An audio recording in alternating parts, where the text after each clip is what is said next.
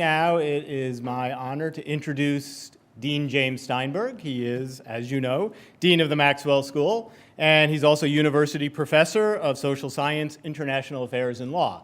He became Dean 1 year ago, and prior to that, he was Deputy Secretary of State, where he served as the Principal Deputy to Secretary Clinton. Before that, from 2005 to 2008, Dean Steinberg was Dean of the Lyndon B. Johnson School of Public Affairs at the University of Texas. Before becoming Dean at the University of Texas, he was Vice President and Director of Foreign Policy Studies at the Brookings Institution, where he supervised a wide-ranging research program on U.S. foreign policy. He has also served as Deputy National Security Advisor to President Clinton. That was from 1996 to 2000. And during that period, he served as the President's personal representative to the 1998 and 1999 G8 summits. Prior to becoming Deputy National Security Advisor, Dean Steinberg served as Director of the State Department's Policy Planning Staff and as Deputy Assistant Secretary for Analysis in the Bureau of Intelligence and Research. Prior to that, Dean Steinberg was Senator Edward Kennedy's principal aide for the Senate Armed Services Committee and Minority Counsel for the U.S. Senate Labor and Human Resources Committee.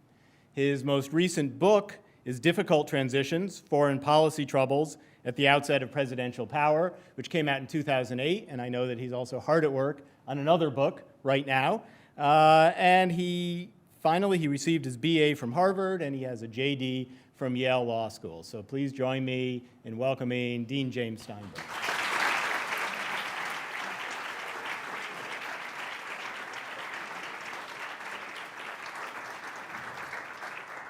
Well, thanks, Ross, and welcome to you all. It's one of the best parts of the year is to have a chance to come and meet you in the opening days of your wonderful experience here at the Maxwell School. When I stood here exactly a year ago, I had the unenviable challenge of welcoming a group of students to an experience that I knew almost nothing about myself, at least not firsthand. And so I had to offer to join the experience together with my first class, which just finished here this last year. But now, as an old hand at the Maxwell School, I can greet you and welcome you to what you will find, and I think you probably already know because you chose to come here, is really an extraordinary community, an extraordinary experience. And of course, as you were hearing from Larry, this is just the first step on a lifelong experience of being part of the Maxwell community. We have another word that we use more informally to go with Maxwell, and it begins with M, but you'll learn that one too. It is really a terrific time to have a chance to get to say hello to you today and hopefully to see you a little bit later at the Welcome Barbecue. I brought the better part of my family to join me with that, which is my wife and my two little daughters, so I hope you'll have a chance to say hello there as well. But I did want to take this chance somewhat more formal to welcome you here and to talk a little bit about the Maxwell School and the community that you will be part of and what we are trying to do here at the Maxwell School. Something I think you probably understood pretty well because you did make this decision to come here, but to share with you the kind of excitement that we feel about the enterprise that we're all engaged here. You know, it's no accident that in addition to being the oldest school of public affairs in the country, that we're the only school of public affairs that calls itself a school of citizenship as well as public affairs, because I think more than anything else, there is a strong sense of mission here, a sense of belonging to and being part of a set of responsibilities as citizens and as potential and future leaders in this country and across the world to make a difference in the lives of people. You'll find as you go through both your coursework here and the experiences that you have afterwards that there are many ways to do that. And that while many people think of the Maxwell preparation as a preparation for government service, and it is an important element of what we do, that there are many other ways to pursue public service as well.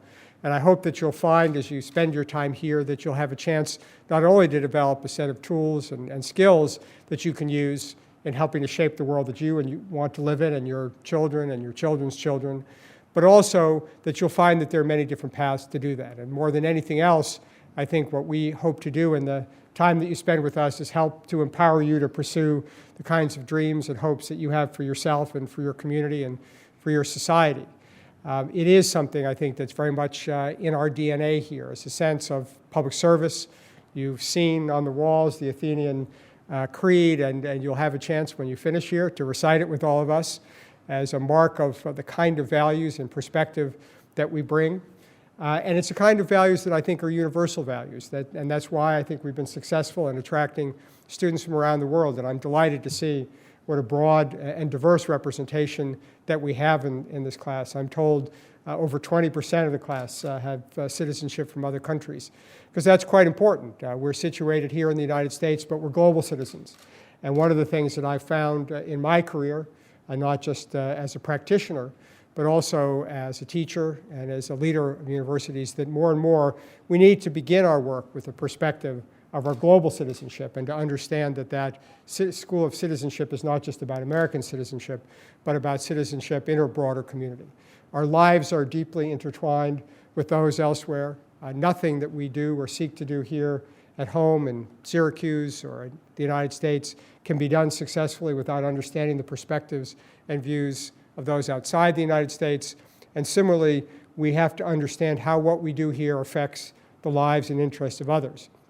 And building that broader perspective, that sense of global citizenship, is very much what will be behind the more concrete things that you do in learning the skills about economics and using the tools of leadership and management that you'll develop here, is to understand that broader sense of calling, that broader sense of responsibility that goes with the skills that you'll learn here.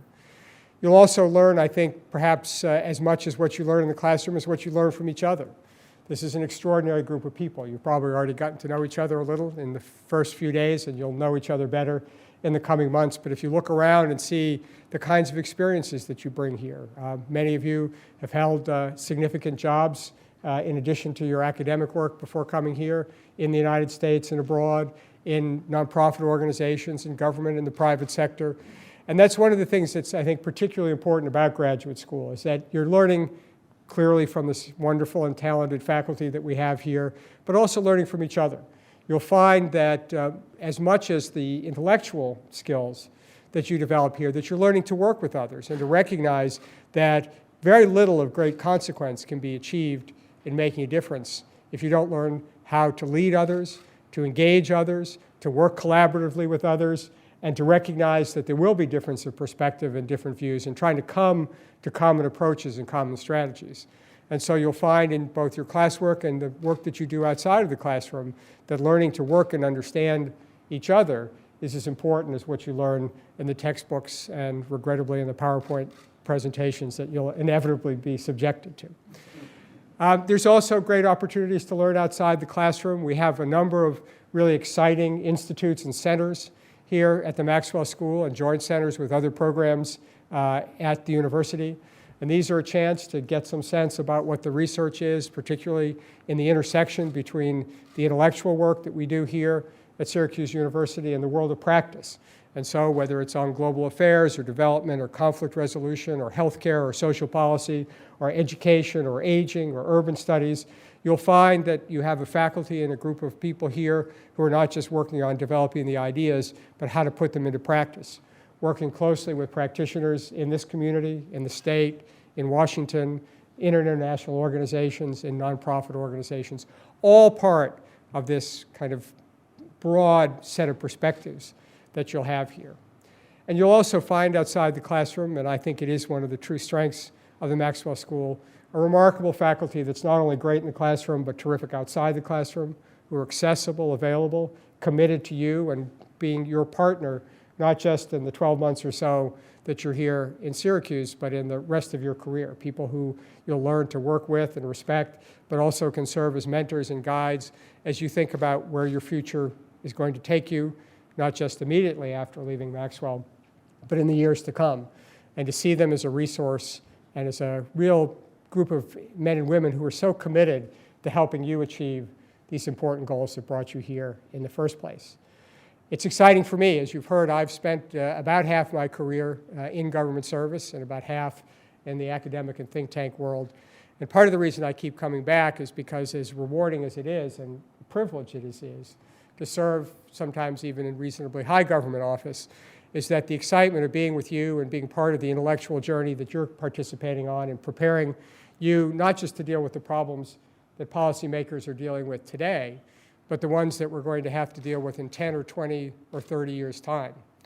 I think back to the time when I was in school And if you asked sort of what were the big issues on the agenda of our time, and then compare them with the issues of today, it's almost hard to recognize the contemporary agenda. Not too many people were thinking about climate change or the impact of cybersecurity or how educational competitiveness has to work in a flat world in which people all over the world are developing the skills and innovation that we need to develop here in the United States. And so we have to keep our minds, and you have to keep your minds, not just on the exciting and challenging questions of the moment, but what is it that you need to do here now over the coming year that will allow you to take positions of senior responsibility in 20 or 30 years' time to deal with problems that we can only guess at today. And that requires having a big vision. It requires thinking about habits of thought and ways of thinking, learning not just how to find the answers, but how to ask the right questions that will help you no matter what paths you choose to pursue and when the opportunities come to pursue that element of public service that will always be part of your life. It's a great adventure. It's a great community. You will find, speaking of climate change, that we seem to be the beneficiaries of climate change. As the weather gets intolerably hot elsewhere, it's delightful outside here. You may discover in the winter that it's a little more challenging than some other places, but that too is part of the Syracuse and Maxwell experience, and you'll all share it together. But I'm just delighted to have a chance to be with you today and hopefully to chat with you informally in a few hours' time.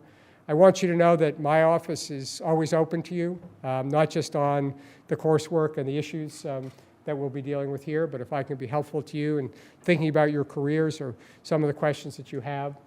We'll have chances and informal brown bag lunches and informal seminars to talk about some of the issues that I've been involved in the past and will be involved again in the future. I'm off next week to China, which will be my 4th trip, but just in the last 12 months alone, to talk with the Chinese leadership in a somewhat more open and candid way than you're able to when you're in senior government positions. But I'm happily in a position to share some of my own thoughts and experience with you, as well as so many other of our faculty who are involved in the contemporary issues of our time. So welcome. Really take advantage of this time. It's a very special time, and we're very privileged to have people of your talent and background and interest to be part of our family. So enjoy, be part of it, thrive here, and recognize that this is just one more step in the really remarkable lives that you're all in the process of building for yourselves. Thanks very much.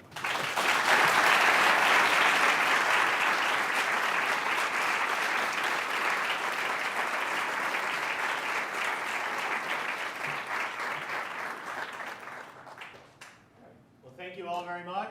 We have some good food planned for you later. Drumlin, I hope to see all of you there. We will reconvene tomorrow morning at 9:30 a.m.